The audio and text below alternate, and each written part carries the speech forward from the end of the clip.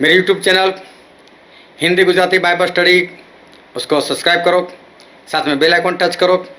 प्रकाशित वाक्य की बाइबल स्टडी चल रही है और आप परमेश्वर के ज्ञान में बढ़ते जाओ। और आज मैं जो वचन पढ़ता हूँ वो है प्रकाशित वाक्य 3 अध्याय 9 वचन। देख, मैं शैतान के उन सभा वालों को तेरे वश में कर दूंगा।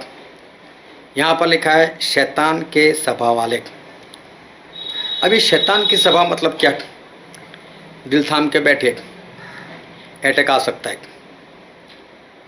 क्योंकि वचन है कुछ ऐसे।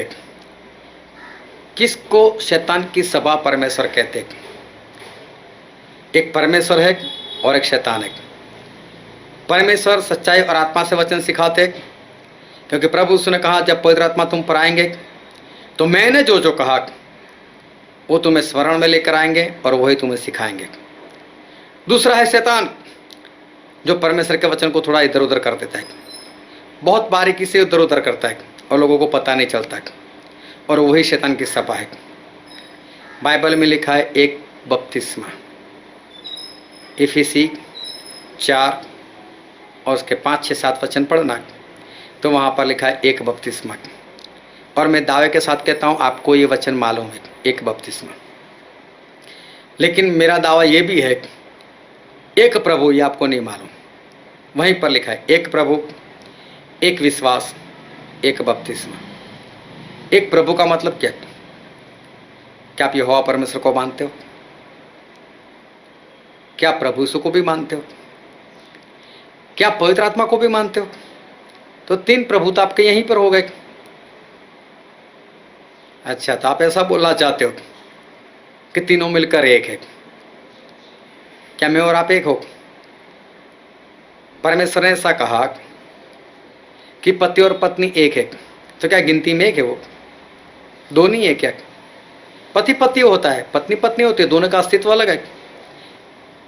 एक लेडीज ड्रेस पहनती है, साड़ी पहनती है, दूसरा पैंट शर्ट पहनता है, वो दोनों एक नहीं है, लेकिन आत्मा में एक है।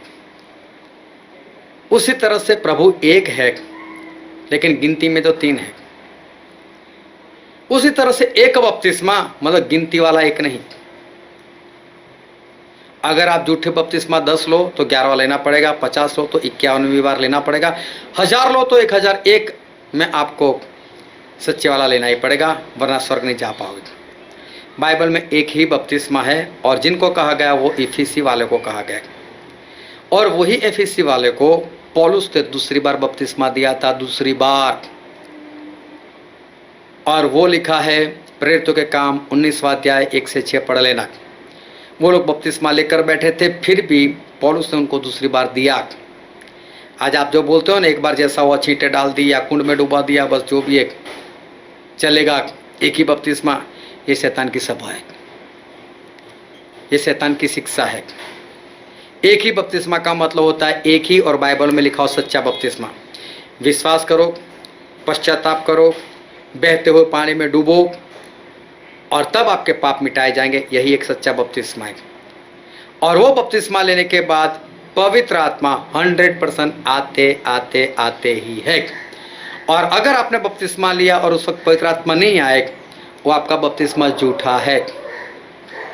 वो आप मानते होगे बपतिस्मा लिया, आपकी कलीसिया मानती होगी, लेकिन मेरे प्रभु और मेरा बाइबल नहीं मानता उसको। वो शैतान की सभा है।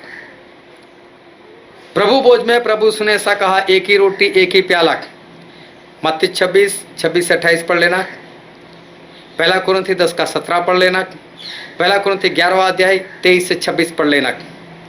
एक ही रोटी है, एक ही प्याला है, आप बहुत सारे मिलकर एक ही रोटी के हिस्सेदार हो, ऐसा बाइबल में लिखा है। एक से ज्यादा रोटी, एक से ज्यादा प्याला, शैतान की सभा है। ऐसे तो बहुत सारे बाइबल के वचन है जो शैतान की सभा के पास उल्टी रीति से जाता है। लेकिन आपको कैसा लगना है, अभी तो कोरोना चल रहा है, एक प्याले में नहीं हो सकता। कई लोग सिखाते स्त्रियों को सर ढकना जरूरी नहीं है, ये भी शैतान की सभा है।